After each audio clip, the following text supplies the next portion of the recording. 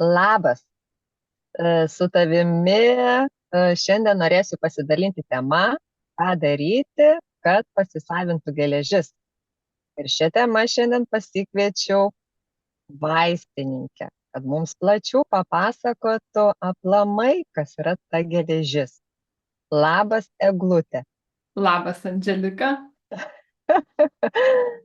Tai labai labai tau dėkoju, kad sutikai mus dar daugiau apšviesti. Tai aš iš karto tada prieisiu prie klausimų. Ir pirmiausia, norėčiau paklausti, kas aplamai yra tas hemoglobinas, geležis, feritinas, tiesiog, kad turėti tą bendrą suvokimą, ar ne, kas tai yra. Taip, žmonės tikrai būna dažnai pasimetę, pasidaro tyrimą ir nesupranta, kas yra kas. Ir atrodo, ir čia apie geležį, ir čia apie geležį, ir čia apie geležį, ir nesupranti, kaip čia tos trys geležys, kas čia per tyrimai ir taip toliau. Tai hemoglobinas yra baltymas, prisijungęs prie savęs geležį. Tai yra kaip kokia santuoka. Įsivaizduok, hemoglobinas būtų vyras, vyras, o globinas geležis. Aha. Tai yra kaip sąjunga. Ir šitos sąjungos funkcija yra pernešti į ląsteles deguonį. Reiškia, pati viena geležis negali pernešti to deguonies ir baltymas hemo, jisai negali irgi be geležies nešti deguonies.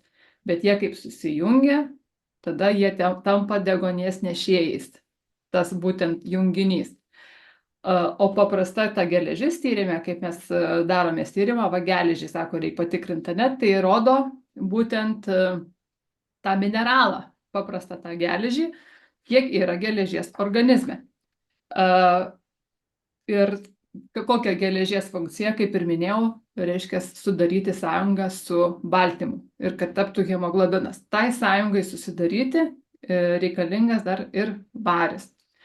Bet čia apie tai vėliau. Ir kas yra feritinas? Feritinas irgi yra baltymas, kuris veikia kaip geležies rezervuaras.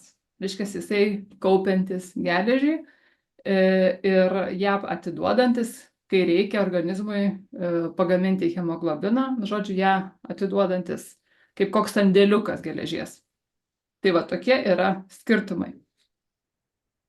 O sakyk, o kokie būna simptomai, kai va trūksta ar ne geležies? Simptomų Kokie gali būti? Taip, Mhm. tai simptomai gali būti labai labai tokie įvairūs. Ir aišku, reiktų suprasti tokį dalyką, kad kai kurie simptomai yra panašus į kai kurių kitų būklių, ligų, negalavimų simptomus. Nu, pavyzdžiui, nuovargis ir silpnumas. Tai šitą simptomą mes galim priskirti irgi ir vitamino D trūkumui. Bet aš suvardinsiu tuos pagrindinius skirtumus, ne skirtumus, o simptomus ir pasakysiu galbūt, kur yra jau tokie grinai jau labai būdingi, kai yra maža kraujystė.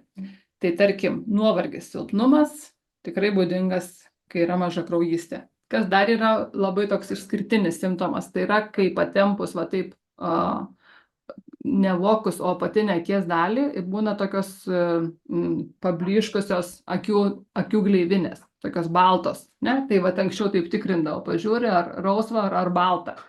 Tada, kas dar būdinga, galvos svaigimas, svaigulys, alpimas gali būti.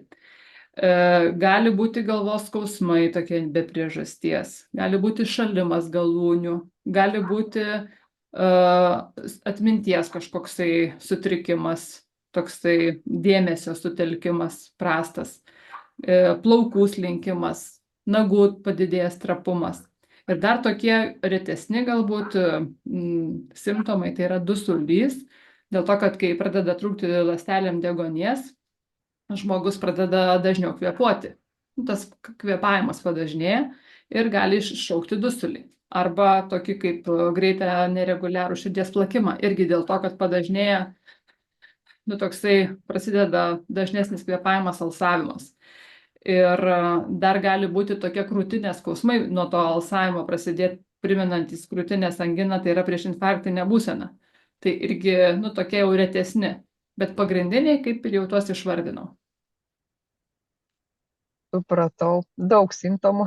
Taip. Ir tai dar ne visi. Ir reiktų O žiūrėti simptomus, mhm, kad ne vienas, kuris atitinka, bet turi būti bent keli simptomai, kad yra ir tas, ir tas, ir tas. Jeigu tik vienas, tai greičiausiai tai bus ne dėl mažakraujystės. mhm. O tai būna, pavyzdžiui, kažkokie žmogaus gyvenimo laikotarpiai, pavyzdžiui, kur reikėtų jau atkreipti dėmesį į tą riziką, kad gali sumažėti ta geležis, atkreipti dėmesį. Laikotarpiai, tai gal sakykime, yra, kai brandos tas periodas, nes brendimo laikotarpį reikia daugiau geležies, ypatingai moterim, kada prasideda menstruacijos, reiškia netenkama kraujo yra, irgi tada reikia daugiau geležies, arba pavyzdžiui, kai moteris ima lauktis, irgi praktiškai padvigubėja geležies poreikis. Arba dirbant tokį aktyvesnį, didesnį fizinį darbą, irgi reiškia, tos geležies yra poreikis didesnis, išaugęs. Mhm. O kaip dėl vaikučių mitybos? Taip, irgi jeigu, tarkim, vaikučiai nevalgo, čia mes dabar pereikim ne prie amžiaus grupių, bet aplamai prie kategorijų, kada gali trūkti geležies, tai yra, kada vaikai, tarkim, Mhm, tampa primaitinami, ne, ir tarkim, nevalgo jie mėsytės mhm, arba per mažai valgo mėsytės. Taip pat šiaip pastebėtina, kad ir vegetarams, irgi kurie nemoka būti tais vegetarais, tarkim, nevalgo mėsytės, bet ir nevalgo produktų, kuriuose yra geležies. Nes geležis iš tikrųjų jinai yra dviejų tipų. Yra hemo geležis ir yra nehemo geležis. Tai ta yra gyvūninės kilmės skaitosi hemo geležis, o augalinės kilmės nehemo geležis. Tai nebūtinai vegetarams visiems yra mažakraujystė. Nebūtinai gali būti ir tikrai, jeigu vegetaras supranta apie tai, tai gali ir tikrai būti jo puikūs kraujo tyrimai. Bet kaip minėjai apie dar ne amžiaus grupės, bet apie žmonės, tai irgi išskirkim, jeigu, tarkim, vat yra jau vyresnis žmogus, tai jam geležies dažniausiai būna kaip tik jau toks, kaip į didesnę pusę linkęs padidėti, kada ypatingai moterim, kada baigėsi menstruacinis tas periodas, irgi tos geležies per daug nereikia, bet šiandieną kalbame apie trūkumą. O vaikai, žinai, vaikai labai daug valgo maisto produktų tokių perdirbtų, pusfabrikačių, visokių, tokia netaisyklinga mityba ir taip toliau. Gal tu tada pereik prie kito klausimo, nes galbūt tu dabar kaip tik nori paklausti, ką aš norėjau pasakyti. Apie mitybą turbūt, ar ne? Nes šiaip visą laiką man kyla klausimas būtent su šiuolaikinė mityba, ar įmanoma tą geležį pakelti. Tai su šiuolaikinė mityba tikrai labai aplamai sunku, bet ką pakelti. Ir kad būti, gyventi netrūkume, nedeficite, tai tikrai yra sudėtinga. Ne tik kalbam apie geležį. Gal ką išskirčiau tokį, jeigu tu, nežinau, ar tu norėjai manęs klausti, tarkim, kas blogina geležies įsisavinimą, ne? Ar tokio klausimo nebuvai paruošęs? Jo galima pakalbėti ir kas padeda, ir kas blogina. Nes, pavyzdžiui, kalbant dabar apie bet kokias amžiaus grupės, bet yra ypatingai apie vaikus, kad geležies įsisavinimui labai reikalinga tinkama rūgštis, tinkamas skrandžio rūgštingumas. Ir jeigu rūgštingumas skrandžio yra reiškia blogas, tai geležies įsisavinimui tai daro labai didžiulę įtaką. Bet dabar pakalbėkime apie tai, kiek daug vaikų serga refliuksais. Tai yra masė. Ta prasme, tai yra didžiulė problema šių laikų. Būtent dėl netaisyklingos mitybos, dėl tų visų nesveikų užkandžių, gazuotų saldžių gėrimų, yra sutrikdoma skrandžio, būtent sudėtis, rūgštingumas netinkamas. Ir skrandis, esu pasakojus turbūt kažkada, bet gal ne visi prisimena arba pirmą kartą žiūri, tai reikia paminėti, kad mūsų skrandžio rūgštis, kada yra per maža, per silpna, skrandis pradeda gaminti jos daugiau. Įsivaizduokit, kad stengiasi kompensuoti. Jeigu yra per silpna, netokia rūgštis, kompensuoja gamindama jos daugiau. Ir taip atsiranda refliuksas, nes kyla ta rūgštis. Bet kad geležis įsisavintų, mums reikia ne kiekio rūgšties, kad daugiau būtų, bet būtent, kad ji būtų reikiamo rūgštingumo, tinkamo rūgštingumo. Tai vaikų problema, kad jie tą rūgštingumą savo mažina būtent su nesveika mityba, nesveikais užkandžiais, nesveikais gėrimais, o suaugę tą rūgštingumą susimažina su vaistais nuo rūgšties. Nes labai daug žmonių vartoja vaistus nuo rūgštingumo skrandžio. Aišku, labai dabar populiaru ir vaikams tos vaistus duoti, kaip bebūtų gaila. Tai va, tai čia žodžiu blogina. Dar kas blogina geležies įsisavinimą - kava, pienas. Kiti žmonės, pavyzdžiui, tikrai valgo maistą ir užgeria kavą, iškart pavalgę. Tai jeigu mes užgeriam kavą arba vaikams duodam iškart po valgio pieno, tai mes pabloginam geležies įsisavinimą. Tai va čia apie mitybą ir apie tą rūgštingumą, ne? Jeigu mes kalbam dabar ne apie papildus, bet būtent apie mitybą ir kas turi įtakos geležies įsisavinimui. O kas padeda geležį įsisavinti? Geležies įsisavinimui, pavyzdžiui, jeigu augalinės kilmės geležiai, tai labai įsisavinti padeda vitaminas C. Būtent jisai tą augalinės kilmės geležį, tą nehemo, padaro į tokią geriau įsisavinamą formą.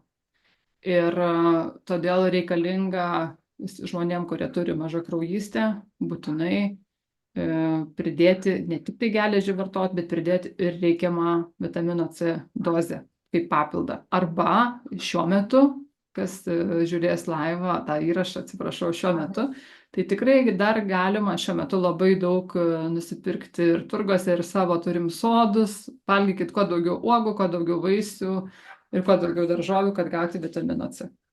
Kas dar? Dar reikalingas yra B12 ir folio rūgštis. Du B grupės vitaminai ypatingai svarbus. Tai folio rūgštis yra B9, na ir B12 vitaminas taip pat reikalingas geležies įsisavinimui. Kas yra, čia toks labai svarbus momentas dabar, kas klausotės, ne kas turite tą problemą, kas turi mažakraujystės, labai dažnai yra, jau žino ir nekartą turbūt pasidarę tyrimą B12. Ir galvoja, aha, B12 kaip ir geras, o vis tiek kažkodėl yra mažakraujystė. Tai B12 tyrimas nerodo aktyvaus ir neaktyvios tos formos, nes B12 gali būti aktyvi, neaktyvi forma. Jis rodo bendrai. Bet yra dar vienas tyrimas, tikslesnis, būtent apie B12 trūkumą, tai yra metilmalono rūgšties tyrimas. Metilmalono rūgšties tyrimas. Kas serga mažakraujystėmis, turėtų šitą tyrimą darytis, jeigu tai yra tokia jau, kaip pasakyti, tas tyrimas yra brangus iš tikrųjų, bet jeigu žmogus geria geležį, nuolatos jam ta geležis kažkur dingsta ir ta mažakraujystė jau yra nuolatinė problema, jau kaip sakyti, viskas išbandyta, ne? Tai tikrai reikėtų pasidaryti metilmalono rūgšties tyrimą ir išsiaiškinti, ar netrūksta B12. Būtent šitas tyrimas parodo tą aktyvę formą B12, kiek trūksta to aktyvaus. Ir yra buvęs, esu susidūrus, kad B12 geras, o tas tyrimas blogas. Ir žmogus su aukštu rodikliu B12 geria B12 ir geležis pakilo. Ir ką dar nepaminėjau viskas. Labai svarbu yra, kad irgi nevartoti kartu, jeigu vartoja, tarkim, žmogus geležį kaip papildą, kad nevartot kartu su kalcio papildais. Nes kalcis irgi blogina geležies įsisavinimą. Reiktų atskirai, tarkim, geležį ryte, kalcį vakare geriausia vartoti. Tai va tokie pagrindiniai momentai. Tai labai labai ačiū, iš tikrųjų. Vėl kažką naujo išgirdau. Labai tikiuosi, kad ir naudinga ir klausytojams. Tai mano ir YouTube kanale, ir būtent uždarojo grupėje Sveikatos gausa. Aš visą laiką pabaigoj dar dalinuosi rekomendacijom, kaip galima tai ištaisyti, ar ne, kokiais produktais. Ir tu pati, Eglute, pati irgi rekomenduoju žmonėm būtent Neolife kompanijos papildus, nes daug jau metų su jais darbuojasi. Tai vat prie šios problemos, kokius tu galėtum paminėti papildus ir kodėl? Tai ačiū šitą klausimą ir komentarą. Taip, aš jau dabar skaičiuoju, prasidėjo 19 metai, kaip aš vartoju Neolife kompanijos produktus. Ir aš visiems tikrai labai labai rekomenduoju, nors esu vaistininkė ir dirbanti vaistinėje šiuo metu, bet aš rekomenduoju labai savo visiems draugams, artimiesiems ir visiems, nežinau, kas žiūrės šitą video, tai Formulė 4. Turbūt matosi, ne? Taip. Apšvietimas gal ne pats geriausias, Formulė 4. O, puikiai. Tai yra papildas pagamintas iš grūdų. Ir čia yra ir apart geležies, yra ir folio rūgšties, yra ir B12 vitaminas. Ir labai dažnai irgi tokį turiu paminėti dalyką, kad žmonės yra manęs klausia, sako, kodėl čia yra ciankobelaminas, tipo sintetinė forma. Tai kadangi tą B12 vitaminą gamina bakterija, būtent fermentuodama kaip čia pasakyti, grūdus, fermentacijos metu išsiskiria B12. Tai vat būtent ciankobalamino forma, jinai parodo tik tai tiek, kad ta forma yra susintetinta, bet tai yra, gali būti chemiškai arba būtent bakterijų. Tai Neolife yra susintetinta bakterijų išskirta būtent fermentacijos metu. Tai nėra tas pats kaip sintetinė forma. Ir kitas produktas yra vitaminas C, Sustained. Tai yra, gal taip reikia rodyti, nežinau, čia pas mane labai tas apšvietimas toksai, nežinau. Matosi viskas. Matosi, vitaminas C, prailginta forma, tai veikia 8 valandas. Tai reiškia, mes, jeigu kas 8 valandas po tabletę išgeriam, tai ir veikia tas 8 valandas, lėtai atsipalaiduodam. Tai aš šitos produktus naudoju. Formulė 4, tai dabar, žinau, galvoju, turbūt naudoju tikrai, tai nebuvo pirmas mano produktas, bet tai buvo vienas iš pirmųjų. Tai tikrai gal koks 17,5 metų aš ją naudoju kiekvieną dieną. Wow. Taip, jau daugiau kaip, nepalauk, dar nedaugiau, bet, žodžiu, dar sakyti daugiau kaip pusę gyvenimą, bet galvoju, ne, man biškį daugiau. Bet vienu žodžiu jau labai senai, sunku jau besuskaičiuoti. Tai Eglutė, tai va tas derinys, kaip būtent buvo minėję, kad padeda įsisavinti ar ne dar geriau tą geležį plus vitaminas C. Tai va būtent, jeigu žmonės kreipiasi dėl tos problemos, tai va čia ta dvi tos dėžutės, kaip tų papildų ar net čia yra jau pati pirmenybė.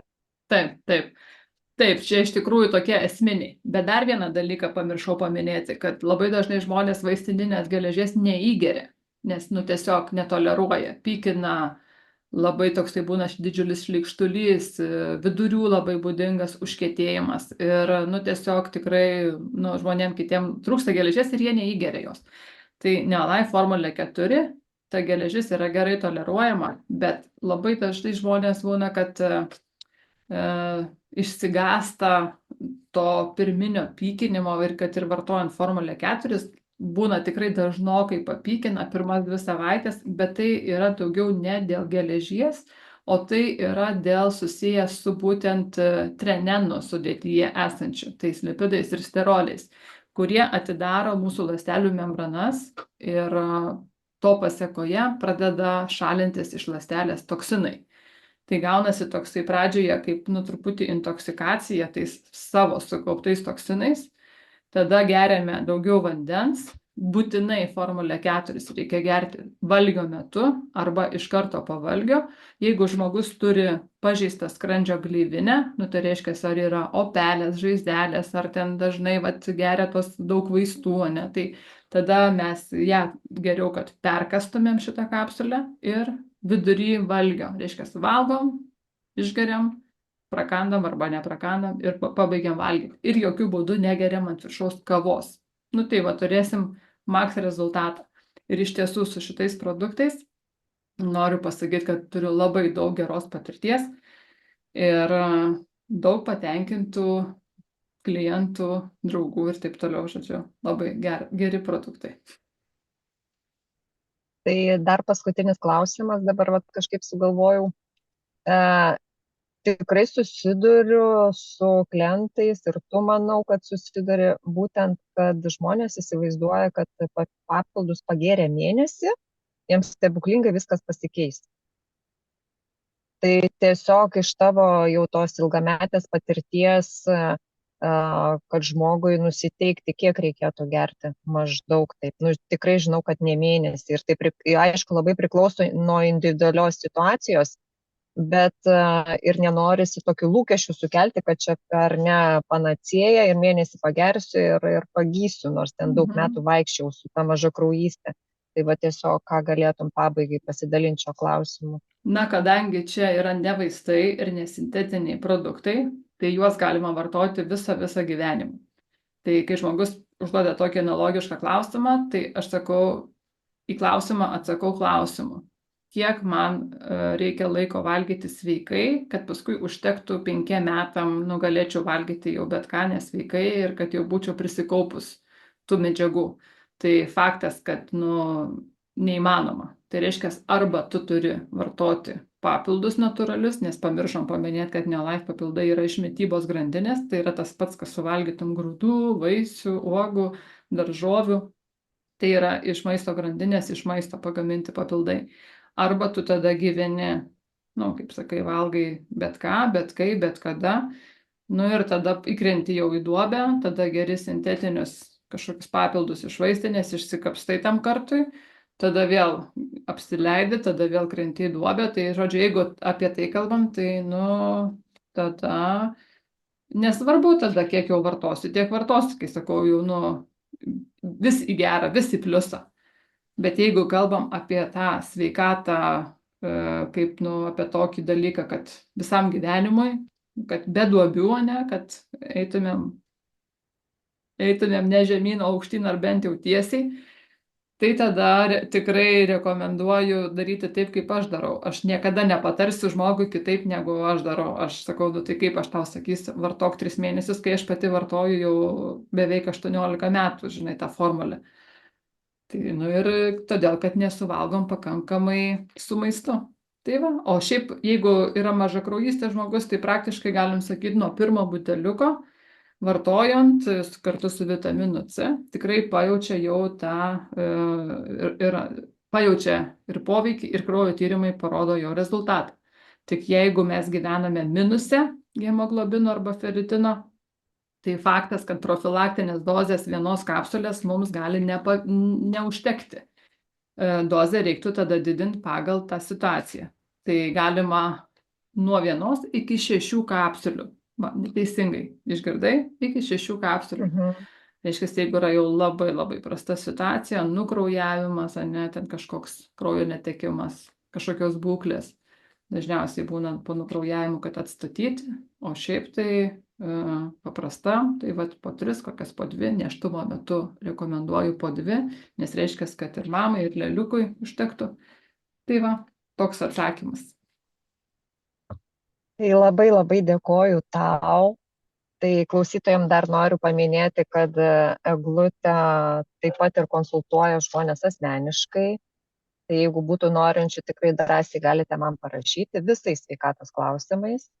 Taip pat, jeigu norėtumėt išmėginti ar ne šios produktus, galite paspausti Linktree nuorodą, jinai jį nuves, kur prisiregistruoti, kaip įsigyti. O jeigu turit klausimų, tai galit man drąsiai rašyti. Ir iš ties būsiu labai labai dėkinga, jeigu pakomentuosit tiesiog, ar patiko, ar buvo naudinga. Ir gal dar kyla kokių klausimų, rašykit ir mes tikrai atsakysim. Tai ką, Eglute, dar kartą tau dėkoju. Ačiū Jūs visiems siunčiu širdelę klausytojams. Ačiū tau, Andžela, kad tu mane vis pašnekini, kad pasitiki ir kad vedi žmonės į šviesą. Ačiū tau. Dėkoju ir tau. Tada iki malonaus.